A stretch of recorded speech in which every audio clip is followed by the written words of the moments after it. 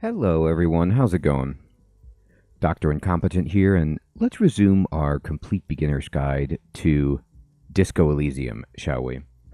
So, there was a thought twirling around my head, and as I loaded my save file, and I immediately clicked on it because I didn't want to lose it. It was a red thought, and it was an electrochemistry thought. And as you can see here, the voice in my head that is, you know, kind of anthropomorphized, or at least given a voice that is my electrochemistry, is telling me to pick up the cigarette from the tray and smoke it. And this is kind of how Disco Elysium operates in this way.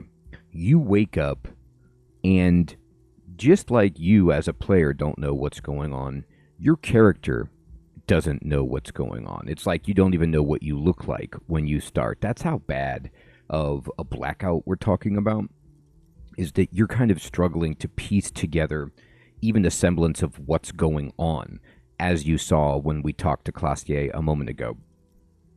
And in this sense, you get to kind of recreate your character. It's one of the great things about the game, is that you can kind of completely change. You can try to figure out what your past was, and you can act in accordance to how your past self may have behaved or responded, or you can just act how you want to act now, in control of this character without real clear knowledge of who you used to be. So it's an opportunity for metamorphosis, for transformation. So what do you want to do? Do you want to smoke it? Am I a smoker? Or you can just discard this thought.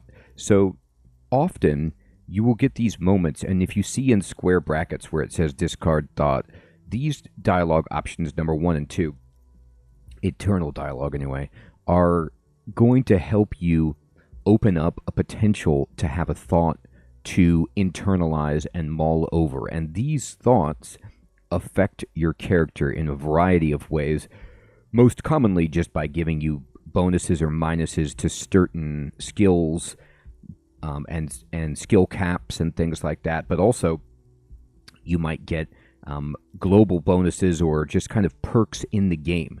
For example, I got a thought later in the game that every time I saw a green interactive blip somewhere to investigate on the world map, and I clicked on it to investigate it, I would make like 10 cents or like 0.10 real or something like that, which is the money. So it was great. It was just a kind of like a way to make a little bit of money. So you don't really know what they're going to do because, and I'll show you in a moment how this works. However, I don't know if there's ever a reason not to acquire a thought, because you can choose which thoughts you pursue and which you don't. So, for example, like if I say, am I a smoker? Who knows what you are? A monster, a murderer, the gnome of Jeroma? You feel like a smoker, especially when you look at that juicy, succulent, seductive cigarette stub, still smoldering deliciously. So the game's going to try to tempt you. You know, these are like our internal voices, the vices tempting us to do things, and we can follow them or not. But she broke it at the filter. I can't smoke How that. very astute of you. This renders it ineffectual. You should look for a whole cigarette, or better yet, an entire pack. Strike that, a carton. Make sure they're all healthy and able-bodied. Then smoke them all.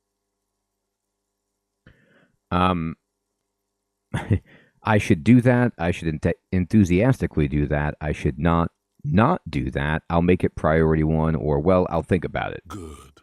Thinking about yummy cigarettes in your mouth is the next best thing. Make sure you think about juicy sticks of tobacco all the time, though. It doesn't count if it's not all the time. And when you're done thinking about them, graduate to getting them. Oh boy. This is how hard it is to be a person and resist, all of the temptations that are out there. Plus, smoking them gives massive bonuses. Oh, I'm sure. So we got a new task, which is find smokes and smoke them. So I'm going to say end. And actually, in this case, we did not get a thought to internalize. So I must have misspoke there. Generally, when it says discard thought, it means you're going to pursue it further. And a lot of the time, what it will do is lead into a potential thought that you can internalize. But I guess it can also just lead to a task that you can follow up on. So in our journal now, which I clicked on in the bottom right of the heads-up display, our only task right now is to find cigarettes and smoke them. So you can get this task and you can do this task, and it tells you what day you got the task, what time even you got the task over here. But you don't have to do this. It's your choice. Do you want to be a smoker or do you want to not be a smoker? And there are benefits to doing drugs in this game, but there are also drawbacks. So it's up to you. Now, I'm going to kind of look around, and I'm going to hold tab here to kind of highlight the environment. You could see this is her door that she went in. Over here, there's also something there I can look at. Now, if you're playing with mouse and keyboard, you can also hold right-click to highlight the environment. So while you're walking, you can see things and see what you can interact with. Look for those kind of greenish teal outlines. Now, here's something. I'm going to go down here and click on it. This is the weekend edition of the satirical newspaper Trompe Le Monde. All right. So, if you want to, you can, like, go knock on this door, but I'm just going to leave her be. And when you see, if you mouse over and there's like a door with a little arrow or something like that, that means interact with to move to a new zone. So I'm going to go down these steps right over here by clicking.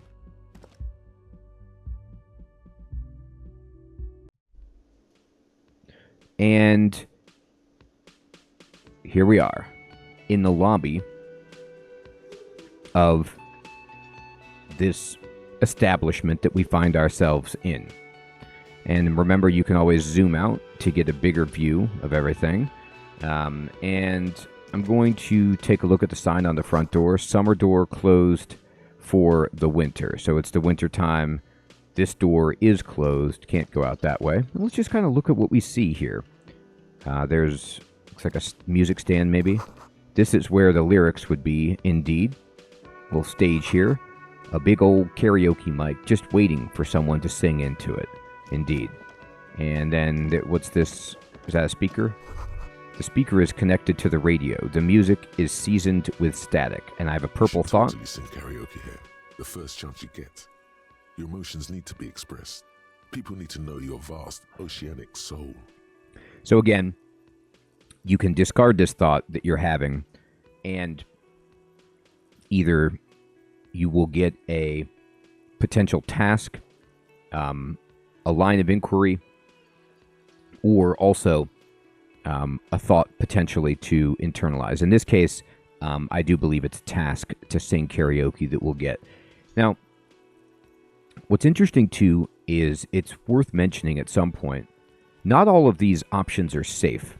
Sometimes when you click on things, your character will have a negative reaction to them in terms of physically or mentally. Like, you might think about something that causes you pain and you take a morale hit because it's psychologically distressing. So you always do want to kind of think about what you're doing.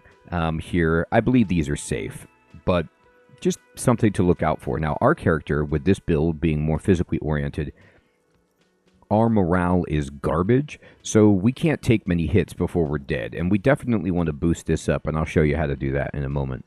So I can say, my soul is modest, it's normal-sized. My soul is puny. Now, my soul is immense. Utterly. And it needs to be heard. You got that right. Through a PA system.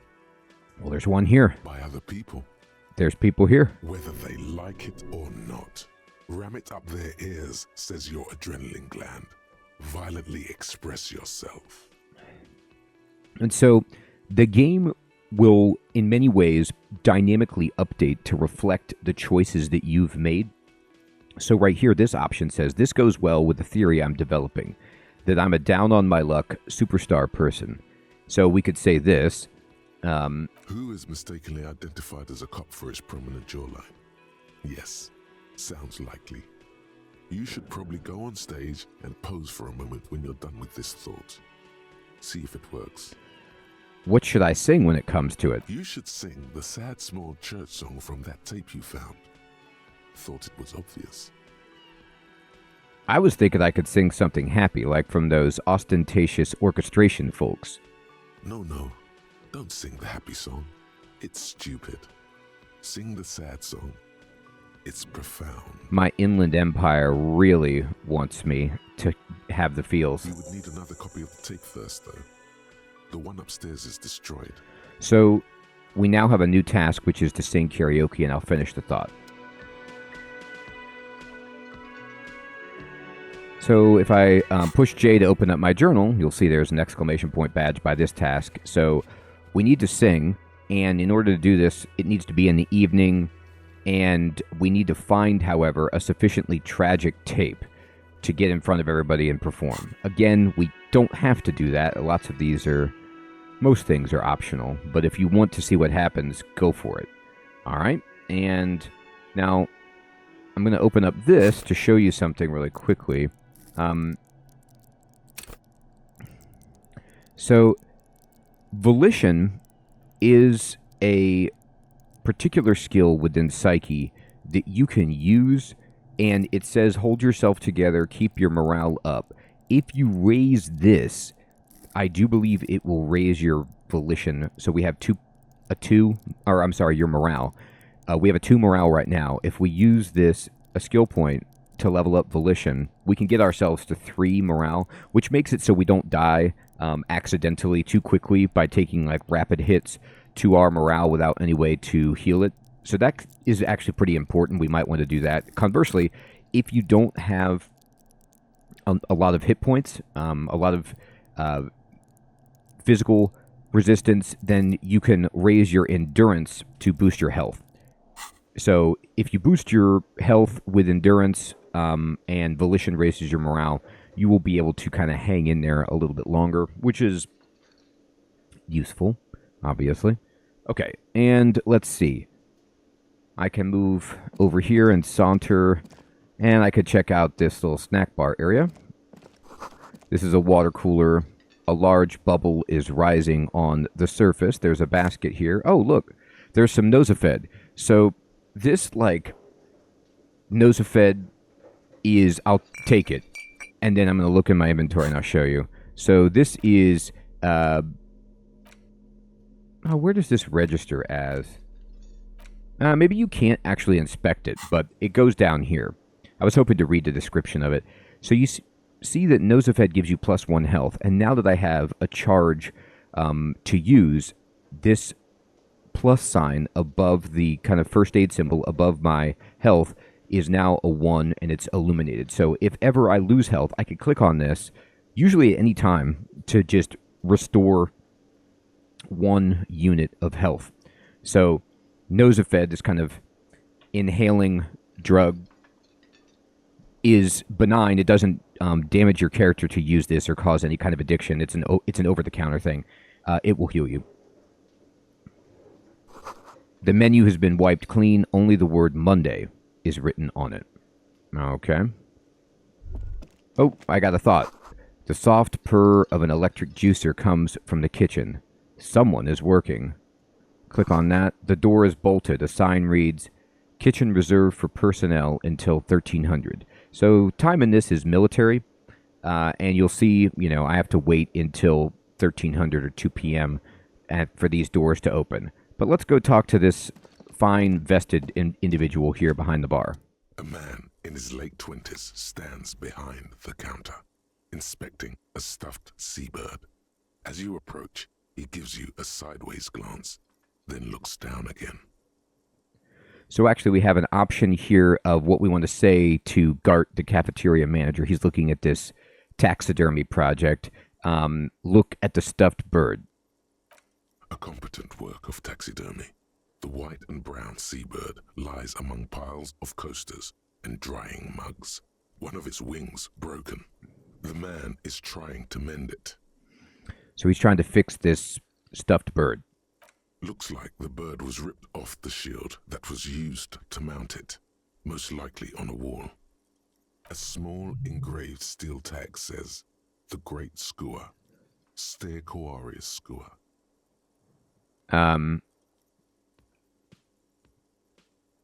So we have some dialogue options. What happened to the bird? Look, your buddy is over there. He looks at the doors where a man in a bomber jacket is tapping his foot on the floor. Why don't you go and talk to him, okay? What do you mean, my buddy? He pretends not to hear you, concentrating on the bird instead. Are you the bartender? No, I'm not the bartender. I'm the cafeteria manager. He's very animated all of a sudden. This seems like a touchy subject. What's the difference? I have 3 cafeterias to manage. 3. Sylvie tends the bar here, not me. I'm only standing in. Where'd Sylvie go? She just, you know... He shrugs. Okay. So, we can leave at this point because it's the only highlighted option. However, if you recall when I said look at the stuffed bird, a competent work of taxidermy. You get a repeat. We can like skip through these. A small engraved steel tag says, "The Great Skua." And so, Ste Koarius sometimes Skua. you can select an option you already chose. The narration will repeat itself, and you could just skip through it. And you see that there are other things I could say. I could say, can I help you with that? Look, your buddy is over there. And so Why he don't you doesn't go have and anything new talk to say. him, okay? But I could say, I'm a cop and I talk to whomever I please. He pretends not to hear you, Okay. concentrating on the bird instead. So in this case, I'm not getting any new information. But a lot of times, if the game will let you do that and kind of exhaust the different dialogue options, you might be able to hear a new interaction. It might not be even useful, but usually they're pretty funny. All right.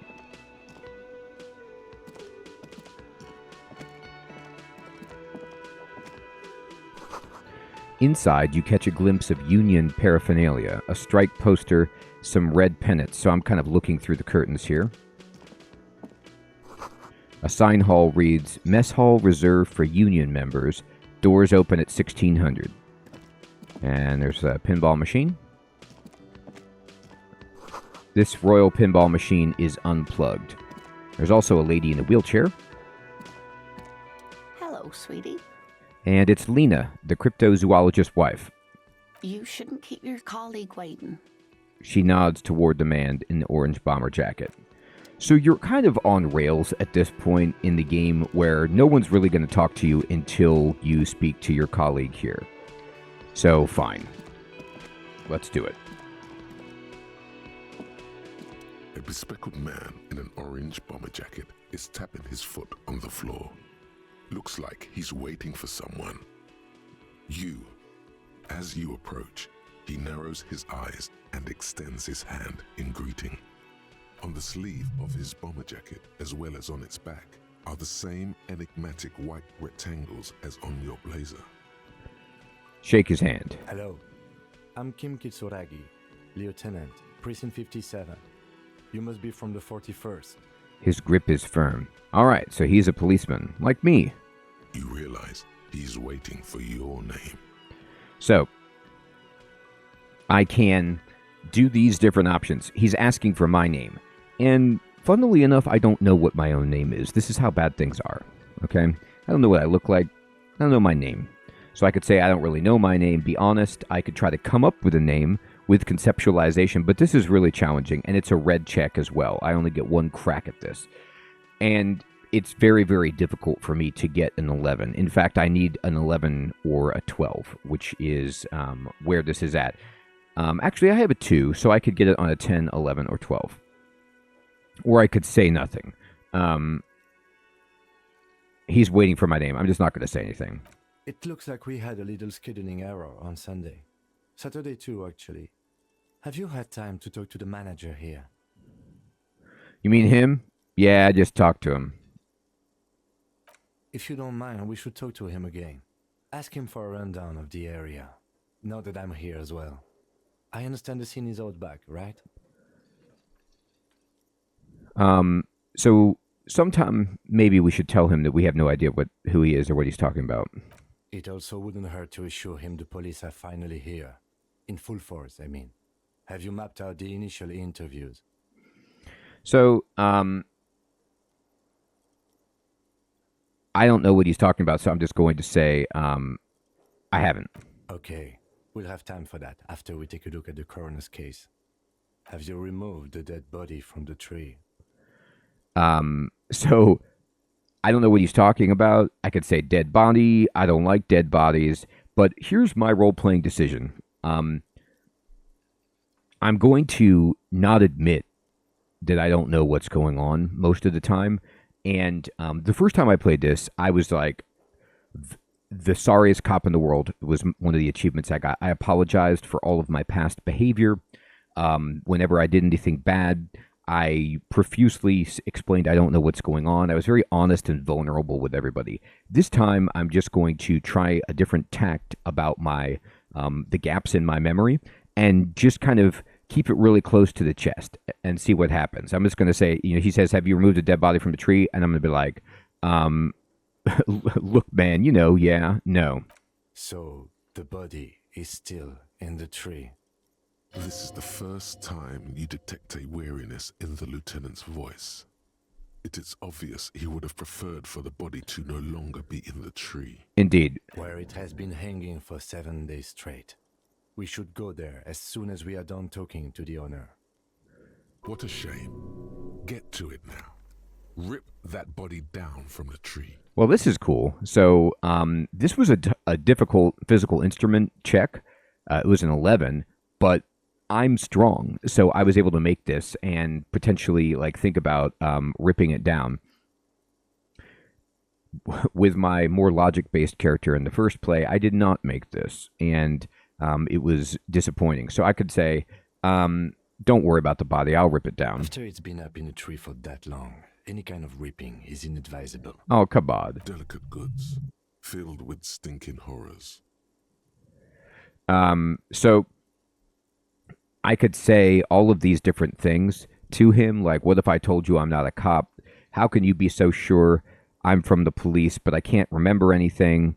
What were we supposed to do again? But all of these are like, admit that I don't know what's going on and admit weakness. My character is strong. I'm not going to do this. Now, I am again going to just tell you, when I played this through in my Let's Play, I did every dialogue option most of the time because I wanted to just get all the info. And I think that's a great way to be. But I'm going to just be a little bit more selective this time and see what happens as a result, because both are valid ways to play the game. So I'm going to say, I totally understand what's going on. I'm just not going to let on that I have anything. How could you be so sure I'm from the police? I was sent here to meet a detective from Precinct 41. You have the insignia of the Citizens Militia on your sleeve and on your back. Okay, I'm just testing you. I suppose you could be impersonating him. You could have gotten the insignia from the black market or forged it. But for now, I'm going to set those possibilities aside. I'm not from the Inspectorate General. So, again, the game does a very nice job of helping you as a person who's clueless about the reality of the area that we're in, the history, the culture, and usually you will have a dialogue option where you can ask people to elaborate on any term that they use that you aren't familiar with, and it's fine. They kind of will think maybe that you're strange, but because you're a cop, you get to just ask people questions and see where it leads, and so you don't have to worry about appearing clueless or weak, to be honest. Most of the time, it's just a technique that you use to ask questions to get people talking is one way to think about it. So just feel free to ask whatever you want, but I'm going to be like, okay, man, yeah, that's cool, okay. He nods. Let's get going. After you, officer. So we have 2 new tasks: interview the cafeteria manager and inspect the victim's body.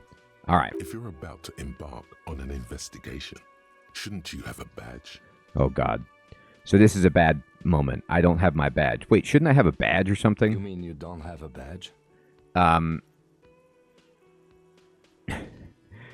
It wasn't on me when I woke up. Or pretend I found it. I have my badge. I'm a policeman, and I have my badge.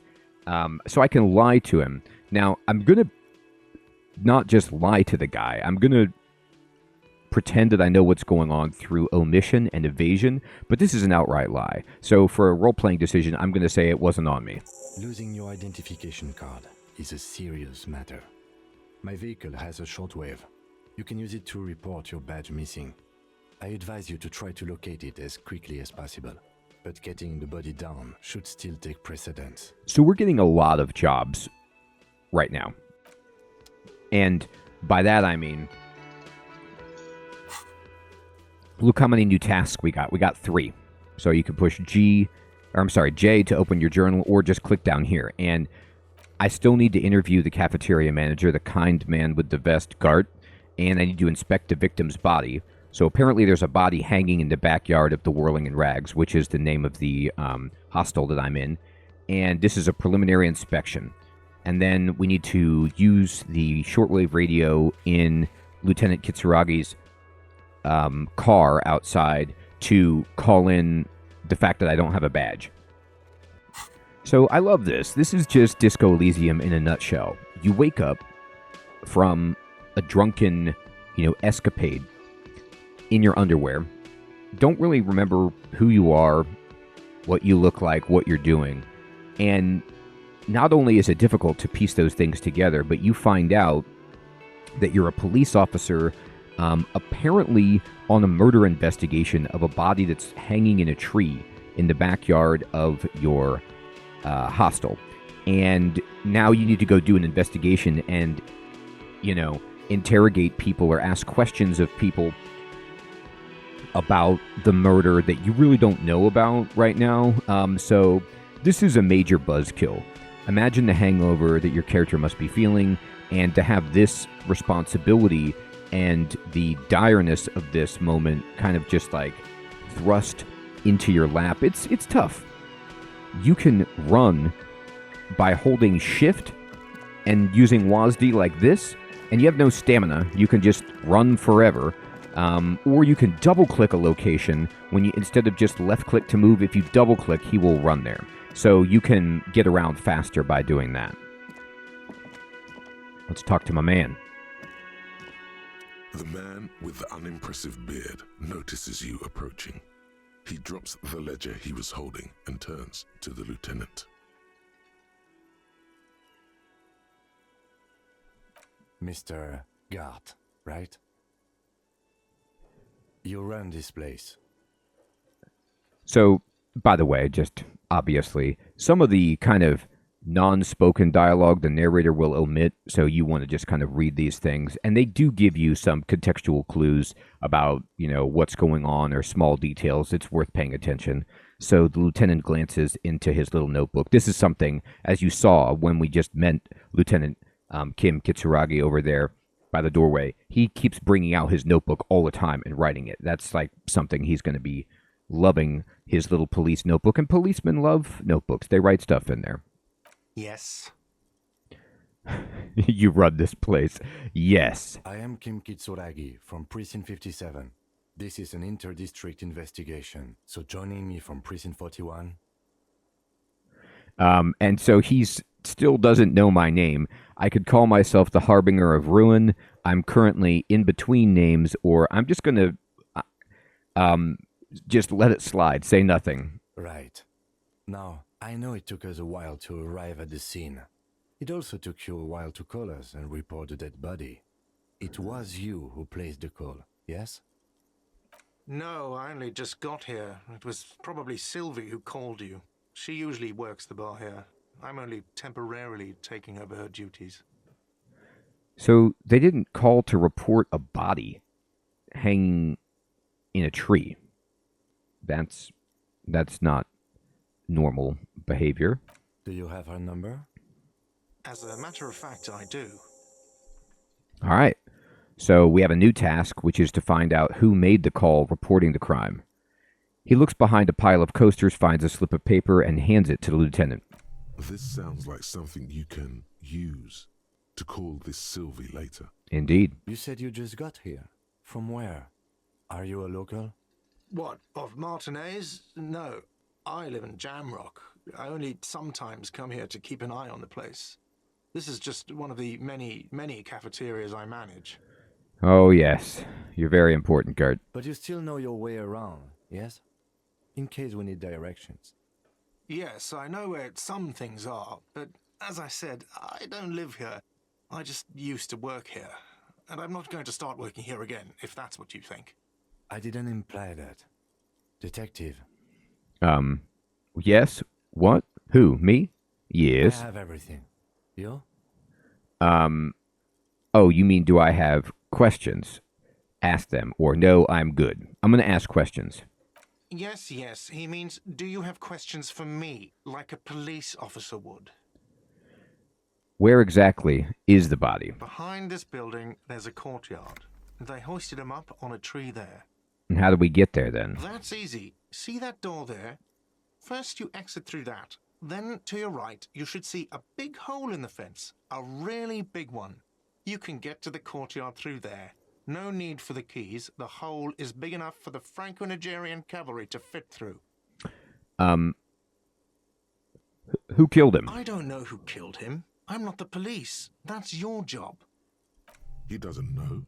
He just said they hoisted him up on a tree. Who is this? Ah, so sometimes, and this is why you ask questions, you get these little skill checks. We had a reaction speed check, which we're actually good with reaction speed with this character because we're good with our, physical body. We have good motorics and we have good physique. So, we're going to be, these kind of checks we'll succeed at usually. And we caught him saying something about they. Before you said they hoisted him up. What do you mean by they? Oh, people are saying it was the union dock workers, that it was a lynching. He's surprised that we caught him. Who is saying that? The locals, the customers, the people who eat here, a lot of dock workers eat here. Sylvie told me everyone knows the dock workers did it. Okay, so that seems pretty cut and dry. Did the debarders themselves tell her this, or is it a rumor? I don't really know. You'll have to ask her. Why would the dock workers lynch this I man? would suppose it's because they have nothing better to do. You mean the strike? Yes, the strike. The man they hanged was a security guard for the harbour company, I hear. A mercenary. The unionistas probably thought they'd send a message. So there's a strike going on here. We got 5 experience, by the way. And this is why you want to ask as many questions as you can. You want to talk to people about every single thing. Because you'll get experience, you'll get new tasks, you'll find clues. It is what you do as a police officer is chase leads exhaustively. So we can even ask him, did you kill him? What are you, crazy? Of course I didn't kill him. I just wanted to know, man. Suddenly you tense up. Blood is being pushed to your muscles. You should hound him on this. Hound him hard. The prey drive says. So by something internally, by Half-Light is saying, hound him. Did you kill him, Gart? No, I didn't. You can tell me, Gart. You killed him, right? I didn't. I don't appreciate this. What is this? Why'd you have to kill him? Do I have to answer him? Is this mandatory? The lieutenant stands motionless. His expression unreadable. Did he hurt you? Is that why? Did you get some kind of sick kick out of killing him? What are you, an idiot? I told you I haven't killed anyone. Anyone? Have you killed someone else then? He ignores you. More. Press on. Push through. I don't know why my Half-Light is telling me to do this, but I'm running with it. Did you kill Sylvie? Fuck you, man. Oh boy. That's enough. You can't tell who the remark is aimed at, you or Gart. You have not entirely convinced me. That's a real pity. So look at that. Even though the exchange went horribly, this guy hates us. We got 5 experience. I will take it. Got another The question. lieutenant turns the page in the little notebook he's been scribbling in. Why did Sylvie go She away? went away because none of your business. That's the second time you've avoided the subject. Oh my god, what is your obsession with this Sylvie person? Get over it. That's all. Let's go. Boom. 30 experience for completing a task for interviewing the cafeteria manager. Sweet. Not so fast. You owe me 130 real. So he's asking me for money. I could say, what's real? I can try to slip away unnoticed, which I have a reasonable chance at, or I could just say I don't owe you anything. I don't owe you anything. Oh, you don't owe me shit. Well, officer, you're right. You don't owe me shit, you owe me money. We do not need to assert ourselves here. We only need instructions from him. This is the proprietor, remember?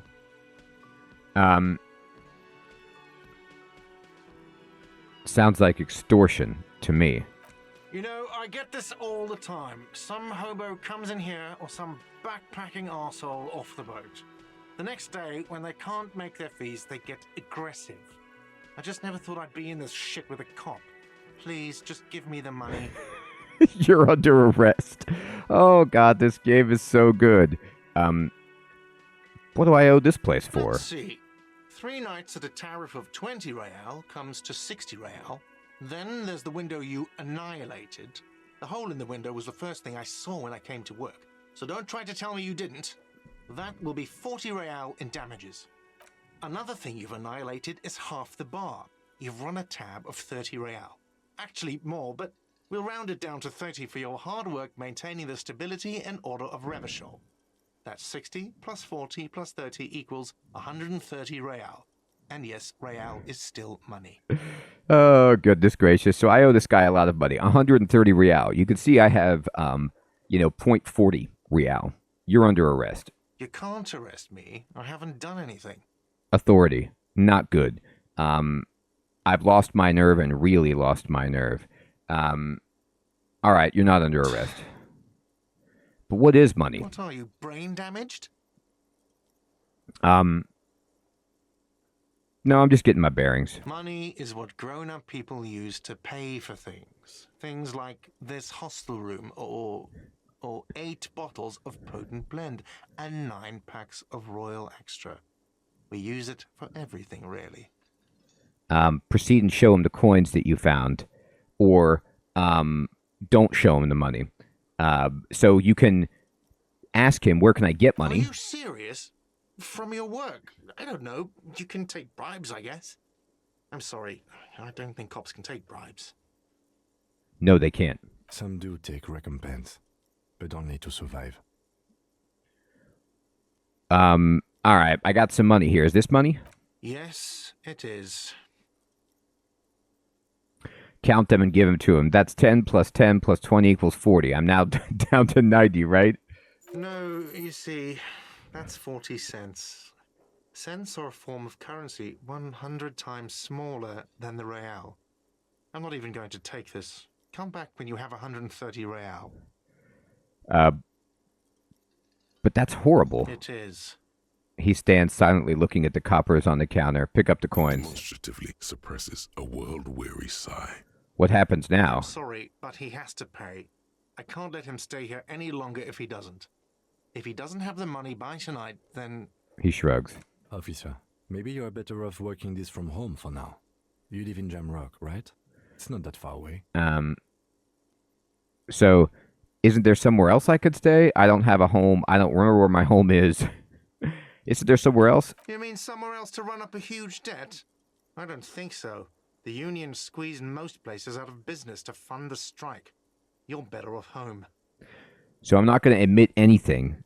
I'm just going to say, I'll see what I can do. Sorry, I couldn't help more. You should take this up with your station. I have a shortwave radio in my car, okay? We have to get this investigation started now. You're right. Good luck. So now I have a new task, which is pay for the damages. The man wants to say something, then thinks better of it. Got a new thought here? By the way, where is home? The address is coming up blank, and this place sure isn't it. I have no idea. But you've been at this hostel cafeteria for only 3 nights. Where were you before? You had to be somewhere. I don't know, near somewhere south? You don't really know, do you?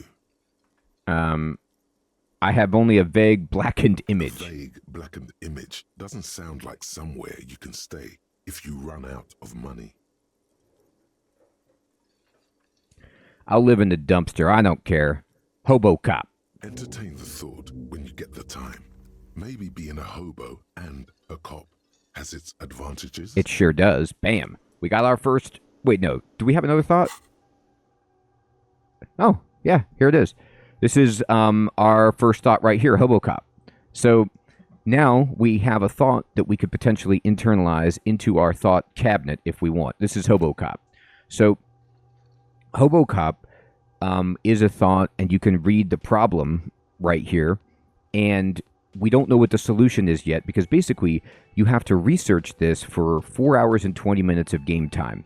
And if you do that, then you will transform this thought. So right now, while I'm researching it, I'm going to get a -1 to my composure because I'm ungainly and rambling. But usually when you finish these thoughts, they turn into something better. So I'm going to internalize Hobocop right here. And so you can see I have some empty slots. In fact, I start with 6 empty thought slots that I can internalize. And the electricity going from your character to the thought just means it's in the process of being internalized. And I'm going to leave it right there. And up here, it says 0% for Hobocop. Now, your thought list is probably going to be empty. I think mine is just filled in because it's from my previous save, like they're stuff that I've unlocked in the previous game. But yours might be empty. I'm not sure how it will appear. But we've got 0% of this done, and now we're going to work on this. It's, in my opinion, it's generally worth the temporary loss to see what you can get, and you can forget thoughts later if you don't like them. Okay, sweet. All right, everybody. Well, I think that's a good second episode of our beginner's guide to Disco Elysium. We've met our partner, Lieutenant Kitsuragi. We're starting a murder investigation, and we are absolutely clueless about everything. Beautiful. I hope you're still finding this series to be useful and fun. I'll check you in the next one, everybody. Take care.